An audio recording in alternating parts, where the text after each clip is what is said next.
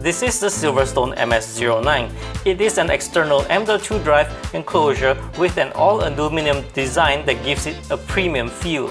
It supports 2260 and 2280 form factors, B-key M.2 SATA SSD, and it uses USB Type-A interface that supports up to USB 3.1 Gen 2 interface with up to 10 gigabits per second transfer rate.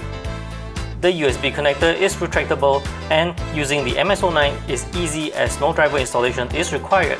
Setting up the MS09 is simple. SilverStone included a screwdriver in the package, so all you have to do is remove the panel, place the M.2 drive onto it, and secure the entire piece once again, and you're ready to go.